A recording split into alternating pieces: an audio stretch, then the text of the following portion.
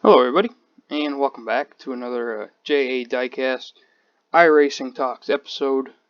A little bit to go over in this one, but mainly just race recap and some stuff that happened in the race itself. So just a little bit of that. I think I'll have this one up. Today's Monday, Memorial Day, so happy Memorial Day everybody. I hope everybody's enjoying it and being safe. But so I'll have this one up Monday. And I think I'm going to upload another one on Thursday after today's Xfinity, tomorrow's Truck, and Wednesday's Cup. So I think that's what I'm going to do. So look for another one of these up Thursday. And but for now, let's just enjoy this one. I'm going to start off here by talking about the race itself. It was alright. It was probably my least favorite race out of the ones that we've run. But you know, they weren't really racing all that hard to start. But that's kind of what you expect. You know, when you're running a 600-mile race, you're not really going to push it all that hard until 450, 500 miles have already gone by. So it was kind of boring to start, but it wasn't bad by any means. As soon as they got to the end, it definitely picked up. So wasn't a bad race by any means, but it wasn't my favorite. Next thing to talk about, Denny Hamlin. Right as they left pit road, I think he got just past the exit cone. Some tungsten came out of the car, and that's a big no-no. That's like a huge penalty, because if that comes out in the race and somebody hits it, that's very, very heavy, and it can cause a lot of damage, as we saw in, I think it was 2015. A piece of tungsten came out, and it hit someone's car, and it caved in the driver's side windshield, and it hit him in the helmet. So that's a very dangerous situation, so NASCAR is very strict and uptight about that one. So I'm not sure if they have announced a definite punishment or a penalty yet, but I'm pretty sure the rumors are it's like a 4-race suspension for the crew chief, car chief, and engineer, something like that. And 4 races is a long time, so especially for those 3 people who are pretty crucial to the team during the race. So it's just gonna have to look into that and see if they give a definite answer on penalties soon. But the rumors are it's gonna be big, so we're just gonna have to wait and see how they play that. Next thing I want to talk about is Clint Bowyer. I don't even remember when it was. I think it was sometime stage 2 or stage 3, somewhere in there. But he broke, I think it was a lower control arm, and his car just shot up the track and hit the wall. It was a very, a hard hit. I mean, very few times in NASCAR do you hit a wall and it's soft, but I mean, he hit that wall, moving. And he got out, and you could just tell as soon as he got out that he had his bell rung a little bit, and he's just moving very gingerly, and I think he walked over to the wall behind the car and hunched over just to catch his breath. But Clint's got to be one of the unluckiest drivers in NASCAR. If it's not one thing, it's another, and that's just how his seasons and career as of late has really played out. Which sucks, because I talked about it in the last episode, is just how good of a guy and a character Clint is for the sport. So it kind of sucks to see him get the bad luck and the short end of the stick all the time. But good to see he's okay. And if you needed any further proof that he's a great guy, I mean, he hit the wall hard, wrecked out, had to catch his breath, and then when they interviewed him after he left the care center, he was laughing and joking and in good spirits. So I actually think he even says something like, "I'm getting out of here. I'm gonna go get a beer," or something like that. Right after he finished up that interview. So if you're looking for any more evidence that Clint's a good character for the sport, there you go. But sucks to see that happen to him, especially because he's actually been running pretty well since we came back from the Rona break. So hopefully he'll get a good luck situation one of these times, but you just never know, because there's so much more to racing than just talent, and a lot of it is luck, as we saw with 3 to go at the end of the race, which I'll talk about later, but I want to save that for last. So next thing, during the I think it was at the 200 lap marker, everybody came down pit road and they shut their engines off for a moment of silence, and that was pretty cool to see.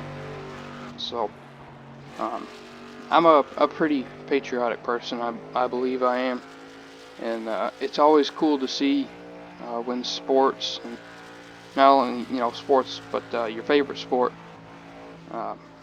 do something like that to recognize everybody who's kind of fought and died, and obviously the ones that didn't, but just gave that sacrifice, because no matter you come back alive or dead, you gave something for us. So it's always cool to see when they get recognized, and I think that's part of the reason why the Coke 600 is one of my favorite races and one of the biggest of the year. It's just cool to see. But Alex Bowman was leading the race when that happened. I'm pretty sure he came in and followed the pace car in when they did that. So, but in terms of stage winners, I'll touch on that briefly. Stage 1, top 10 was Alex Bowman, Martin Truex Jr., Elliott, Reddick, Logano, Busch, Dillon, Byron, Busch, Kurt Busch, and Newman. And stage 2 was Bowman again, Truex, Kyle Busch, Byron, Elliott, Jones, Logano, Dillon, Blaney, and Harvick. Stage 3 was Logano, Bowman, Blaney, Truex, Kyle Busch, Jones, Keselowski, Dillon, Byron, and Reddick. And the final race for the top 10 was Brad. I just realized that. Brad, Chase, Blaney, Kyle Busch, Harvick, Truex Jr., Kurt Busch, Tyler Reddick, Chris Bell, and Chris Buescher rounding out the top 10. Now I had a little chuckle there, and I'll talk about it later, because I just realized that, putting 2 and 2 together, but I'll talk about that later. But before I do that, Brad Keselowski won the race, and as much as I wanted Chase to win, obviously I want him to win, more races and everything like that, just because he's my driver and my favorite, but I don't think there's a more patriotic person in NASCAR. So it's always cool to see him win a race that's, as military appreciation as this is. And I don't know if you guys saw the post-race interview, but obviously whenever Brad wins, he does the burnout with the American flag. That's his thing.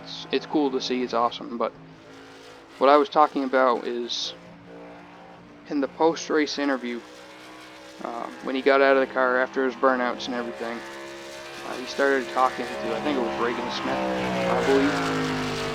But I think he actually got a little choked up when he was talking about what this race meant to him and what it meant to him having the family of that military serviceman on his car, and it choked him up. So it's just cool to see that stuff.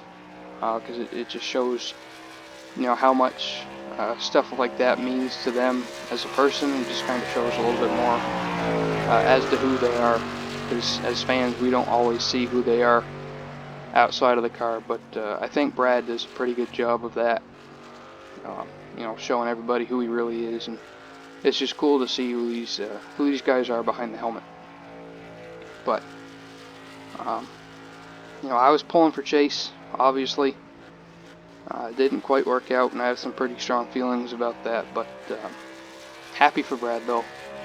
And I think the only big race that he has not won is Daytona 500. Pretty sure that's what he said.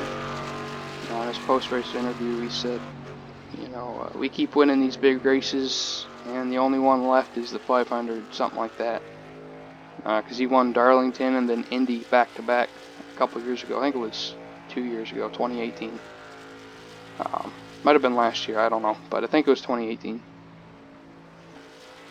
And next thing I want to talk about is the penalty that was given to Jimmie Johnson.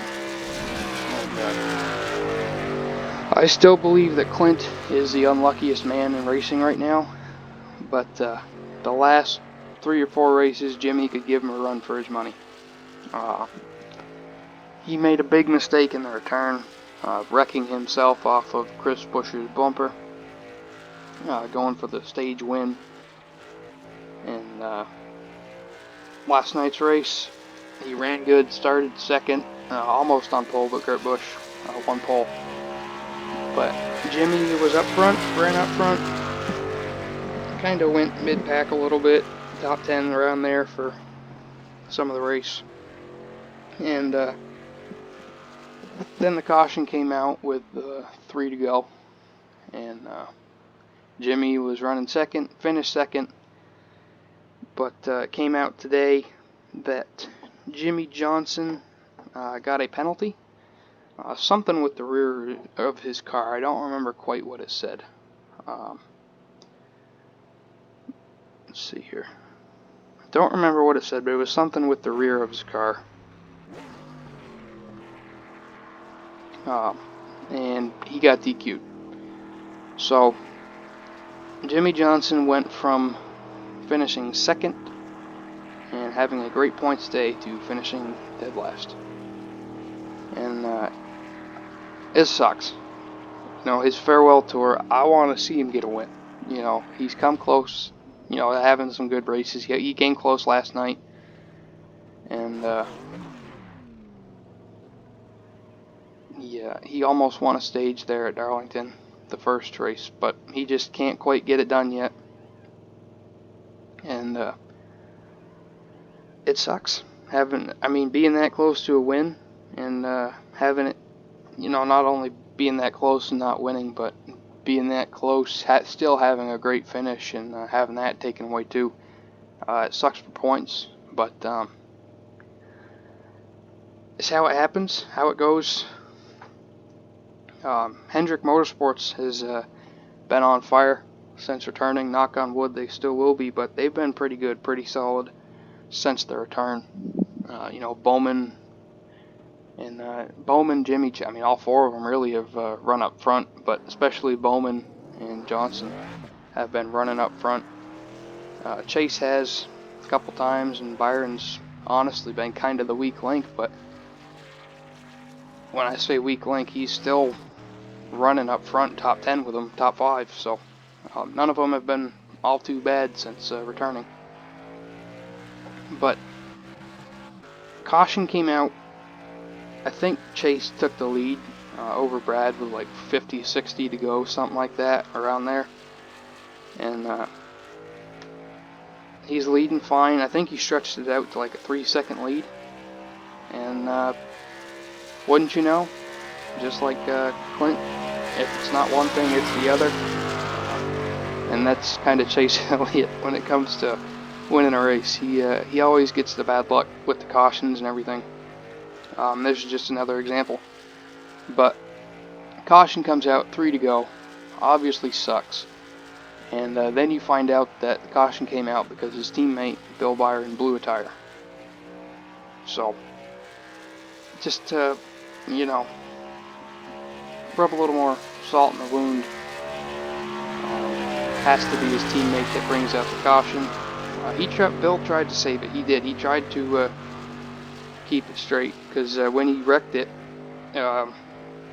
even after he was trying to save it, even after he went around, just trying to get it straight as soon as he could to try and bring the caution out, keep the caution from coming out.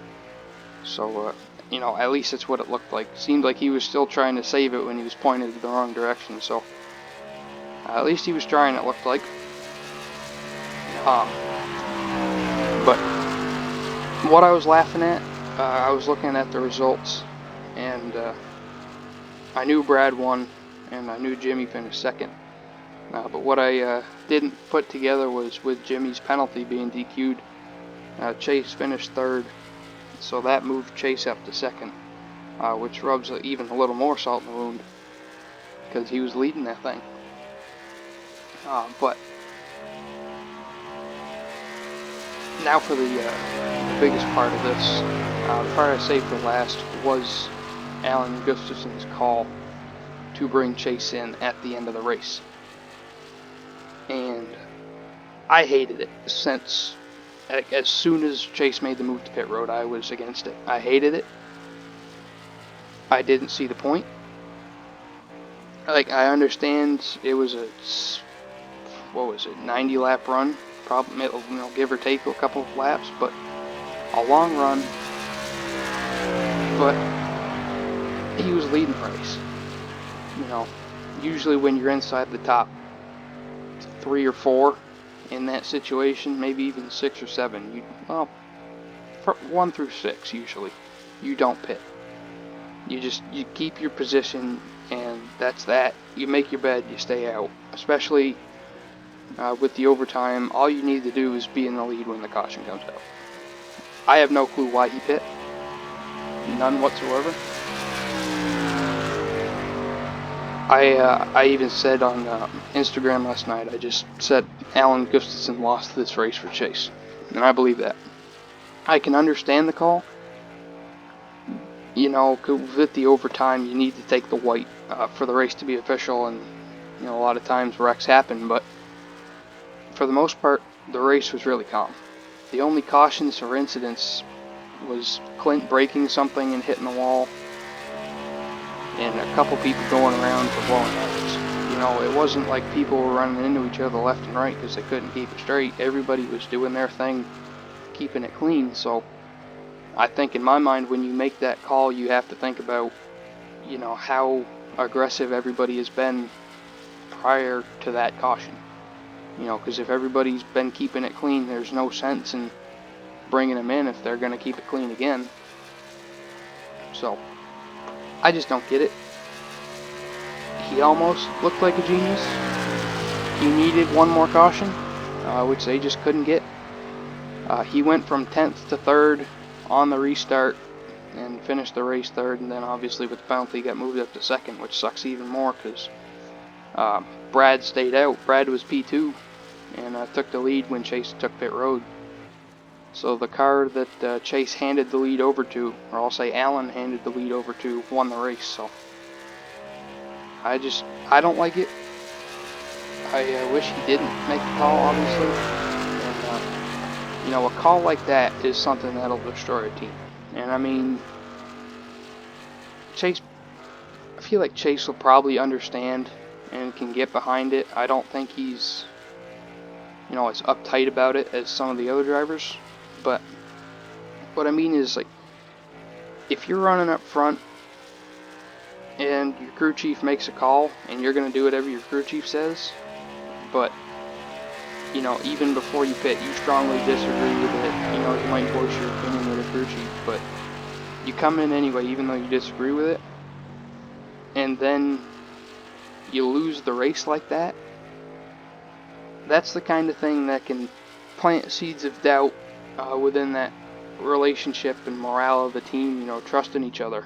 And when you lose trust, you know, in a team, nobody's going to be able to do their job to the best of their ability, and nobody's going to be able to work together. So, you know, and when nobody's able to do that, the results are just going to fall off. So, just gotta hope that that isn't the case. But it's gonna take a race or two to kind of figure out if that call had any sort of damage to the team. But like I said, I hope it didn't.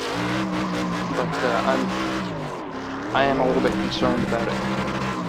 But you know, like I said, Chase isn't as uptight as some of the other drivers about it. So hopefully, with any luck, it'll just blow over and Chase will come back next week at Wednesday at Charlotte and be able to do the same thing, because he was close at Darlington, second race. Then Kyle Busch made the mistake, and he was close at Charlotte, but Alan Gustafson made the mistake. So everybody's making a mistake but Chase. So you just gotta hope he'll get one soon, and nobody'll make any mistakes or anything, and Chase will just be able to get it done, hopefully. So but that'll do it for this one. I hope you guys enjoyed the video. Like I said, I'll probably have one out Thursday after the 3 races, because I'm trying to you know, make it not only about NASCAR news but just race recap and my thoughts. But this is probably my favorite thing that I have on the channel as I wreck it here. But probably my favorite thing. I think on Thursday I'm going to try and get my friend to come on, depending on his schedule and everything like that. But I think it'd be kind of cool to have a guest on, especially after 3 races. So I look forward to that. But I hope you guys enjoyed. Make sure you like and subscribe. Thank you for watching, and I'll see you in the next one.